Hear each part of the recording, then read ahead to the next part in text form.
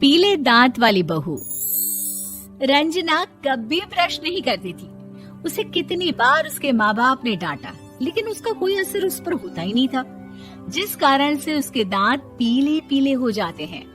शादी के बाद अरे बहू, वैसे तो तुझ में कोई कमी नहीं है, पर तेरे दांत इतने पीले कैसे है बेटा?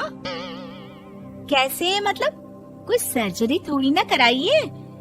वो तो क्या नाम, मैं ब्रश नहीं करती थी तो पीले हो गए। अब क्या करूं?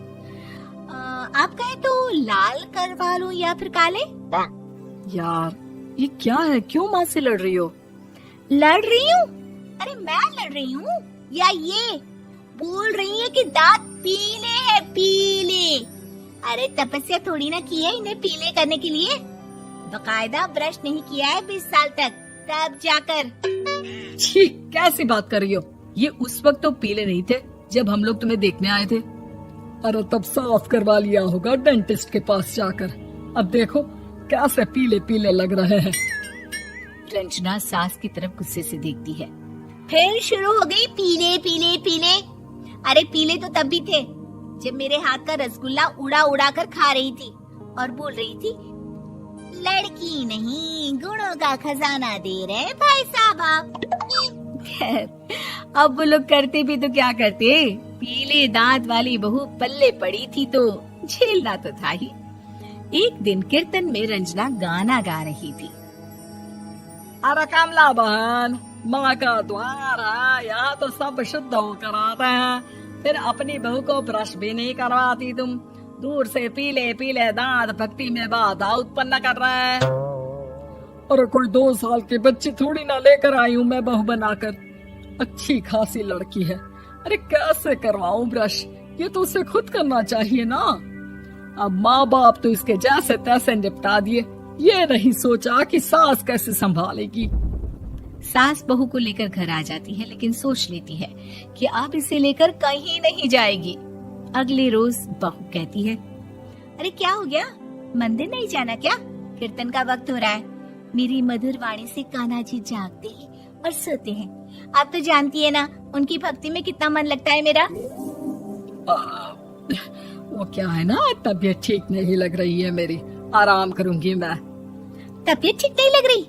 अभी तो मिथुन के गाने पर नाच रही थी आप, और अब बोल रही है कि तबीयत ठीक नहीं लग रही। अरे भक्ति में मन लगा लो सासू माँ, ऊपर जाना है, क्या मुंह दिखाओगी आप? हाँ? सास को बहू की बात पर गुस्सा आ जाता है। मैं क्या मुंह दिखाऊंगी, इसकी चिंता तो ना कर, समझी? अपने मुंह की चिंता कर, जो ये पीले पीले दांत लेकर हर जगह पहुंच जाती है। पता है लोग कितना मजाक बनाते हैं। ना जी ना, मैं नहीं जाना कहीं तेरे साथ। तो ये बात है, कोई ना, मत जाओ, मैं अपने कमरे में ही बैठकर भक्ति कर लूंगी। ऊपर वाला दांत थोड़ी ना देखता है, मन देखता है, भावना देखता है। और अरे बस बस, तू सब कुछ दिखा, बस ये सफेद चमकदार दांत ना दिखाना किसी को, है? जा यहाँ से। बहू को सास की बात का कोई फर्क नहीं पड़ता, वो तो जैसी थी वैसी ही रह जाती है। सुबह नहाकर किचन में खाना बनाना, फिर खाना खाना, कीर्तन भजन करना और सो जाना।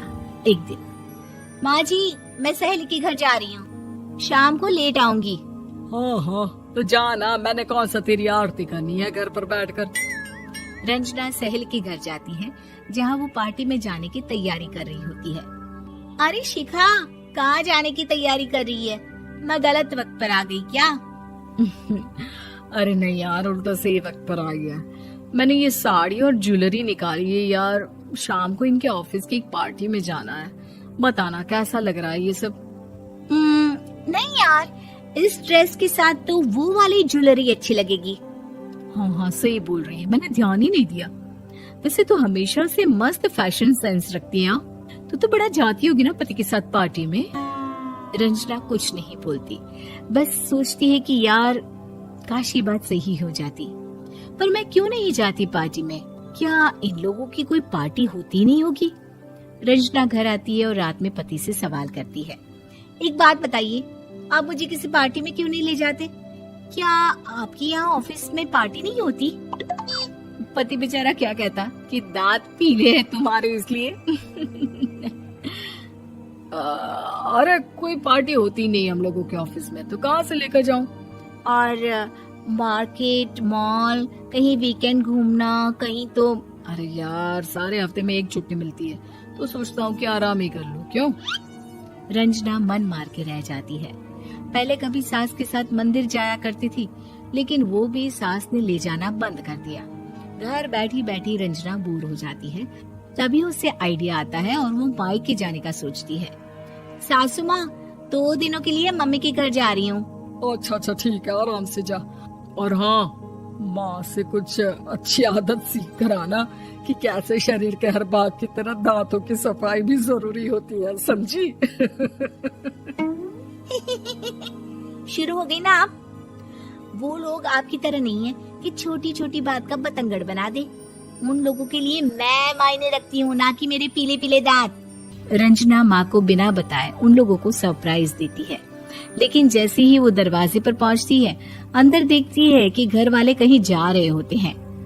अब माँ, काश रंजना दीदी के दांतों वाली प्रॉब्लम नहीं होती, तो वो भी हम लोगों के साथ चलती ना बुआ जी की बेटी की शादी में। हाँ बेटा, लेकिन अब उसे कौन समझाए कि उसको उसके पीले दांत नहीं दिखते, लेकिन उसके आसपास के लोगों को कितना एम्बैरेसिंग फील कराते हैं।